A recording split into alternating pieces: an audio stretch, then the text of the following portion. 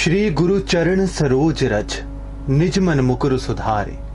बरनौ रघुबर बिमल जसु, जो दायक फल चारे। राम जन्म ये मंगल घड़ी, धन्य भय सब लोक। घर घर उजियारा भर उठे, मिटे सकल संताप शोक। आपके जीवन में श्री राम जैसे आदर्श, माता सीता जैसी शांति और भाई लक्ष्मण जैसा त्याग हो। आप सभी को राम नवमी की ढेर सारी शुभकामनाएं दोस्तों। जय सिया राम दोस्तों। कहते हैं जब जब इस धरती पर अधर्म अपनी सीमा पार करने लगता है तो भगवान किसी न किसी अवतार में जन्म लेकर, या यूं कहूं कि अवतरित होकर इस अधर्म का अंत करते हैं। ना सिर्फ अधर्म का अंत करते हैं बल्कि मानवता को एक अलग ढंग से जीने का संदेश भी देते हैं। ऐसे ही जब अधर्म अपने अंत की तरफ बढ़ रहा था तो भगवान विष्णु जी ने मानव रूप में अवतार लिया, भगवान श्री राम जी के रूप में। रघुकुल में जन्मे श्री राम, ये कोई आम घटना नहीं थी, ये बहुत ही अलौकिक घटना थी। कहा जाता है कि जब भगवान श्री राम जी का जन्म हुआ तो बृहस्पति, शनि और शुक्र कुछ ऐसी दशा में थे जो कि बहुत ही दुर्लभ दशा होती है। भगवान श्री राम जी का यह सिर्फ जन्म नहीं था, ये धर्म के पुनर्स्थापना का जन्म था और ये आदर्शों का जन्म था। रघुकुल, जहां पर कहा जाता है रघुकुल रीति सदा चली आई, प्राण जाए पर वचन न जाई। और इस तरह से प्राणों की आहुति देकर रघुकुल के वचनों की सुरक्षा जो कर सकते थे तो वो श्री राम ही कर सकते थे। इसीलिए इस यानी कि रघुकुल में श्री राम जैसे मर्यादा पुरुषोत्तम का जन्म हुआ, क्योंकि वही उस कुल की मर्यादा को बनाकर रख सकते थे। श्री राम, उनका जन्म एक अलौकिक घटना थी। जैसा कि मैंने पहले भी कहा, वो एक ऐसे पुत्र थे जिन्होंने बिना किसी सवाल के अपने पिता का हर आदेश माना। उन्होंने 14 वर्षों तक अपने भाई और अपनी पत्नी के साथ वनवास गुजारा।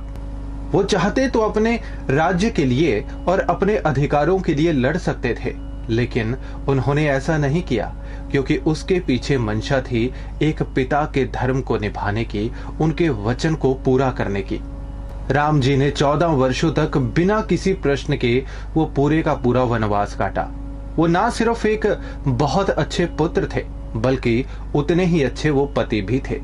श्री राम जी की अर्धांगिनी माता सीता, उन्होंने भी बिना किसी संकोच के उनके साथ वनवास काटने की इच्छा जाहिर की।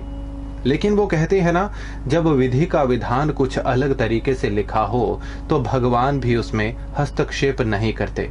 उन्होंने अपने पूरे 14 वर्ष के वनवास के दौरान कोई भी प्रश्न नहीं किया। उन्होंने किसी भी तरह से संताप नहीं किया, वो दुख में नहीं रहे। उनको भगवान ने, नीति ने जैसा करने को कहा उन्होंने उस विधान को माना। वो हमेशा कहते आए कि विधि का विधान ही सबसे उच्चतम कोटि का होता है। इसके बिना और इसके पराए जाना इंसान और आम लोगों के बस की बात नहीं होती। इसीलिए आपके जीवन में भी आज चाहे अच्छा हो रहा है चाहे बुरा हो रहा है, श्री राम जी के आदर्शों पर चलते हुए, उनको नमन करते हुए उसे स्वीकार कीजिए। क्योंकि जब तक इंसान अपनी सिचुएशन को स्वीकार नहीं करता, वो अपनी गलतियों को स्वीकार नहीं करता, जैसी भी परिस्थितियां हो उसके जीवन में, जब तक वो उनको एक्सेप्ट नहीं करता, वो उनसे लड़कर आगे नहीं बढ़ सकता।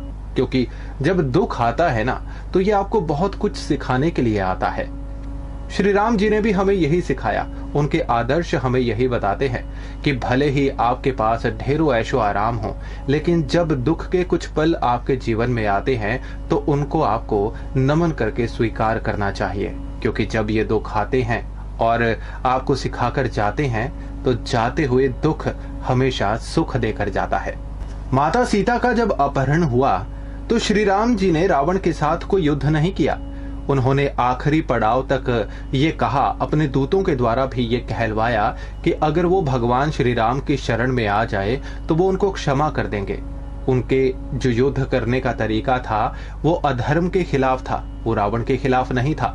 ये अलग बात है कि रावण ने अधर्म का साथ दिया तो रावण का श्री राम जी को अंत करना पड़ा। श्री राम जी एक आदर्श पुत्र, एक आदर्श भाई, एक आदर्श पति और एक आदर्श इंसान होने के साथ साथ वो मर्यादा में भी आदर्श बने। आज श्री राम नवमी जी के पावन अवसर पर हम श्री राम जी का सिर्फ जन्म उत्सव नहीं मना रहे, हम उन आदर्शों को अपने जीवन में उतारने का प्रयास कर रहे हैं जो भगवान श्री राम ने हमने सिखाए। उन्होंने सिखाया कि जब भी विकट परिस्थिति हो तो भगवान का नाम ही आपको उस नैया से पार उतार सकता है। श्री राम जी का नाम इतना बड़ा है जो हमें सिखाता है कि मार्ग चाहे कितना भी कठिन क्यों ना हो, श्री राम जी का नाम आपको हर विकट परिस्थिति से उबार सकता है। उन्होंने हमें बताया कि कितनी ही कठिनाइयां आ जाएं इंसान के जीवन में, लेकिन उसको धर्म का रास्ता कभी नहीं छोड़ना चाहिए।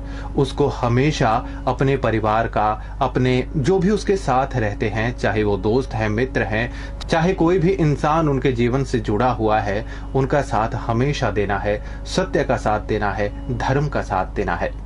आइए इस राम नवमी के पावन अवसर पर श्री राम जी के आदर्शों को अपने जीवन में उतारते हैं और कहते हैं कि जब जब इस धरती पर राम का नाम गूंजेगा तब तब इंसान सही रास्ते पर जाएगा, तब तब इंसान धर्म का रास्ता अपनाएगा, तब तब इंसान के जीवन में सत्य और धर्म का प्रकाश फैलेगा।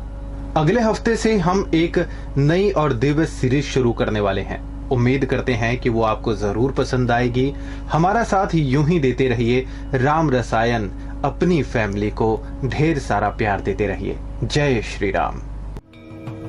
राम रसायन, जहां होती है भक्ति, आस्था और भगवान की बातें।